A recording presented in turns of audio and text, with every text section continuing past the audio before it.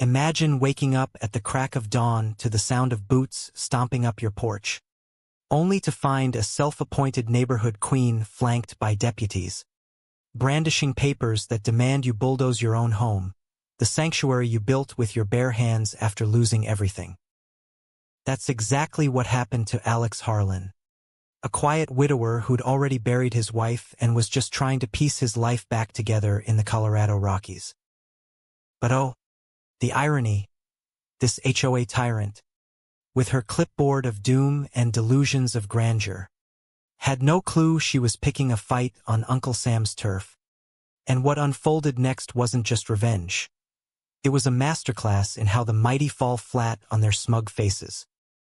Alex Harlan had always been the type to mind his own business, the kind of guy who waves at neighbors from afar and keeps his yard tidy without needing a rulebook shoved in his face. After his wife, Emily, passed from a long battle with illness 2 years back, he'd sold their cookie-cutter suburban house in Denver, the one with the manicured lawn and white picket fence that now felt like a haunted museum of happier times. With the inheritance from his late grandfather, he'd claimed a modest 2-acre plot high in the mountains, at 8,200 feet where the air was crisp enough to sting your lungs and the silence was broken only by the occasional elk call or wind whispering through the pines. It was remote, raw, and real. No HOA newsletters cluttering the mailbox. No nosy committees dictating paint colors. Or so he thought.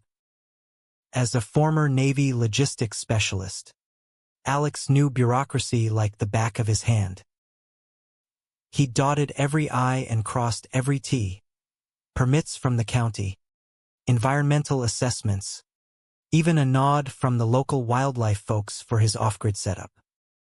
The cabin was his therapy project, a sturdy 1,100 square foot haven with reclaimed timber walls, a green metal roof that blended into the forest canopy, solar panels glinting like hidden gems, and a rainwater harvesting system that could make a drought jealous.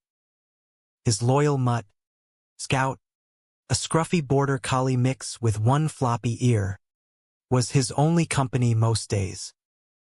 They'd hike the trails at dawn, chop firewood in the afternoons, and sit by the wood stove at night, where Alex would read old paperbacks and let the grief ebb away like melting snow. Life was simple, sustainable, and solitary, until Patricia Voss slithered into the picture like a venomous snake in designer hiking boots. Patricia, or Patty, as she insisted on being called in her saccharine emails, had relocated from the bustling suburbs of Boulder 16 months prior, towing a gleaming black SUV with vanity plates screaming, "Top Realtor." She was the epitome of suburban entitlement transplanted to the wilds. Mid-50s, with a bob haircut sharper than her tongue, always clad in athleisure that screamed, "I pay for Pilates," and a perfume cloud that could fumigate a bear den. Within days of her arrival, she charmed or strong-armed her way onto the local homeowners association board, preaching about elevating community aesthetics like it was gospel. But really, it was all about control. She'd patrol the winding dirt roads in her spotless vehicle, measuring mailbox heights with a tape measure, snapping pics of overgrown hedges as if they were felonies, and lecturing folks on property value preservation with a smile that never reached her eyes. The neighborhood, a loose cluster of cabins and homes scattered across forested lots, had once been a haven for retirees, artists, and nature lovers. Now, under Patty's reign, it felt like a gated community without the gates, stifling, judgmental, and riddled with petty fines for things like unauthorized bird baths or excessive holiday lights. Alex first crossed paths with her on a golden autumn afternoon, the kind where aspen leaves shimmered like coins under a cobalt sky. He was stacking firewood near his driveway when her SUV purred up, kicking up a dust cloud that settled like unwanted confetti. Patty hopped out, clipboard in hand, heels sinking slightly into the gravel as if the earth itself rejected her. "Mr. Harlan, is it?" she chirped, her voice a mix of honey and hidden barbs. "I'm Patricia Voss, HOA president. We've had some concerns about your setup here." She gestured vaguely at his solar panels and rain barrels, snapping a photo with her phone like a paparazzo at a scandal. Alex wiped sweat from his brow, Scout growling softly at his side. "Concerns? Ma'am, this land's been in my family for generations. I cleared everything with the county, no HOA involved." Patty's laugh tinkled like breaking glass. "Oh, honey, every plot in Pine Ridge Estates is under our covenant. Grandfathered in, you see. Those panels? Hideous. And those barrels? A breeding ground for mosquitoes. You'll need to submit for review, $400 fee. Non-refundable." She thrust a form at him, her manicured nails flashing like tiny daggers. Alex took the paper but didn't flinch. Inside, though, a spark ignited not rage, but a cool, calculated watchfulness honed from years of navigating military red tape. He knew bullies like her thrived on quick submissions, so he nodded politely, said he'd look into it, and watched her drive off, her taillights winking like mocking eyes.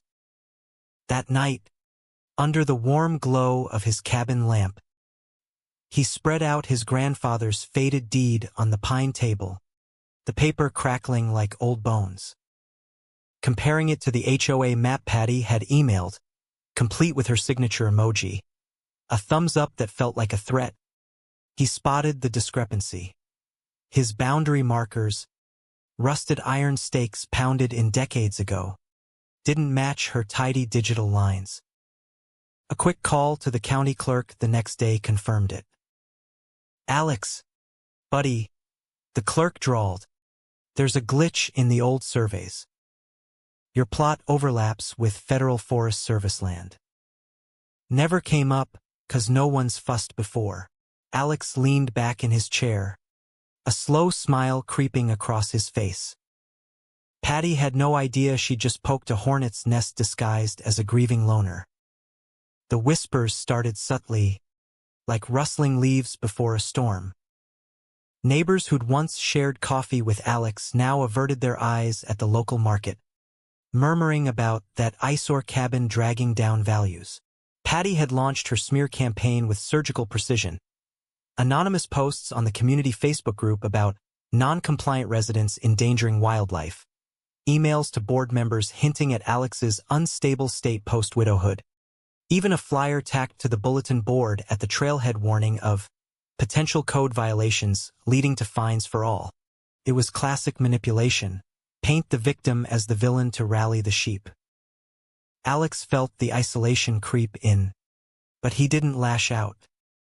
Instead, he documented timestamps on emails, screenshots of posts, notes on drive-by inspections where Patty's SUV idled suspiciously long outside his gate.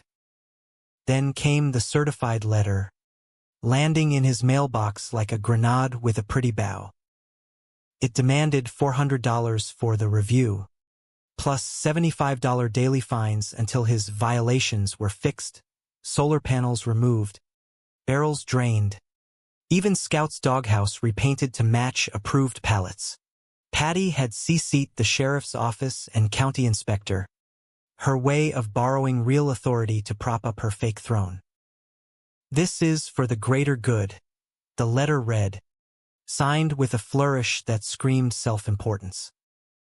Alex chuckled darkly over his morning coffee, the steam rising like his simmering resolve. Time for phase one of his quiet counteroffensive. He drove to the county office that afternoon, the road winding through forests where sunlight dappled the asphalt like scattered gold. The clerk's office smelled of stale coffee and yellowed files, fluorescent lights buzzing like trapped flies. "Hey, Tom," Alex said, sliding the letter across the counter. Tom, a grizzled vet with a handlebar mustache, scanned it and snorted. "This Patty Voss? She's got balls. I'll give her that. But no bite, your permits are ironclad. And that HOA's registration? Lapsed 3 months back. They're a ghost outfit." Alex walked out with copies of everything. Approvals, inspections, a letter affirming no HOA oversight needed. He mailed his response certified. Polite but pointed. "Dear Ms. Voss," enclosed fine documentation confirming compliance. "Please cease harassment." But he didn't stop there. Digging online, he uncovered Patty's real estate ties. Her HOA office address matched her brokerage, and a pattern emerged. She'd enforced on elderly folks before, pressuring sales where she pocketed commissions. Patty's reply was swift and venomous, an email dripping with faux concern. "Mr. Harlan, your refusal endangers the community. Expect enforcement." She filed a noise complaint next, claiming his occasional chainsaw use disturbed peaceful enjoyment. Deputy Ramirez rolled up one evening, patrol lights casting eerie blue shadows on the pines. "Sir, got a call about excessive noise," he said, shifting awkwardly. Alex invited him in for coffee, showed the lapsed HOA docs on his laptop. "Deputy, she's barking up the wrong tree." Literally, Ramirez left shaking his head, muttering about wasted trips. Alex called his neighbor, Old Man Ellis, a retired mechanic with a voice like gravel. "Alex, that which fined me for my vintage truck last month, said it was unsightly. She's gunning for anyone not in her clique." The web of victims grew. The widow down the road cited for too many flower pots. The artist family threatened over their mural. Alex's folder thickened, his patience a coiled spring. As winter blanketed the mountains in snow, Patty amped up her absurdity. She organized a neighborhood watch meeting at the community hall, a squat building with creaky floors and the faint scent of mothballs. Invitations went out like royal decrees, promising to address pressing violations. Alex attended, folder in hand, blending into the crowd of bundled-up residents sipping weak punch. Patty stood at the front, laser pointer in hand, projecting slides of his cabin like Exhibit A in a murder trial. "Fellow neighbors," she intoned, voice quivering with manufactured outrage. "This structure mocks our standards. Solar panels clashing with natural aesthetics, barrels inviting vermin. It's devaluing your homes." Murmurs rippled. Some nodded, others fidgeted. County Inspector Hale, lured under false pretenses of emergencies, cleared his throat. "Ma'am, what's the hazard here?" Patty faltered, stammering about potential risks. Alex rose calmly. "Inspector, care to review my docs? Everything's above code. Hell, it's greener than most." He passed the folder. Hale whistled. "This is model work, folks. No issues." The room tensed as Alex pivoted. "And Ms. Voss, your HOA address matches your realty firm. Coincidence? Or are you pushing folks out for listings?" Gasps echoed. Patty's face flushed beet red. "Irrelevant," she snapped, but the seed was planted. That night, she slapped a lien on his property, fraudulent paper that would seal her fate. The escalation hit fever pitch around the holidays, snowdrifts piling like nature's barriers. Patty's gift. A demolition notice served Christmas Eve morning. Deputies in tow. Her SUV parked triumphantly. Mr. Harlan, she crowed, waving the order like a scepter. Your eyesore comes down today. For safety. The deputies looked dubious. Frost on their badges. Alex sipped his coffee. Scout at his heels. Before you swing hammers. Check this. He produced federal docs. His land was Forest Service territory. Patty's smirk crumbled like cheap icing. Impossible. But the deputies radioed it in. Confirmation came crackling back. Desperation drove Patty to new lows. Fake social media blasts labeling Alex unhinged. Bribes attempted on Inspector Hale, who recorded it. Even a final ultimatum threatening federal action. Alex coordinated silently. FBI tips on wire fraud. Media alerts. Victim statements. The community buzzed, unaware of the storm brewing. The January meeting was Patty's Waterloo. The hall packed with unsuspecting allies and foes, air thick with woodstove smoke and tension. She pontificated from the podium, slides damning Alex as a threat. Evidence of federal violations, she declared, voice booming. Alex stood, voice steady, MS. Vas. My land's federal. Your liens? Crimes. Agents emerged. Badges flashing. You're under arrest, fraud. Extortion. Patty sputtered as cuffs clicked. But property values. The room exploded in cheers from the oppressed. Her mask shattering in glorious slow motion. In the aftermath, Patty's empire imploded. Charges stuck. License yanked. Restitution ordered. The community exhaled. Bird feeders returned. RVs parked freely. Potlucks flourished without fines. Alex founded a defense fund for HOA victims, turning pain into purpose.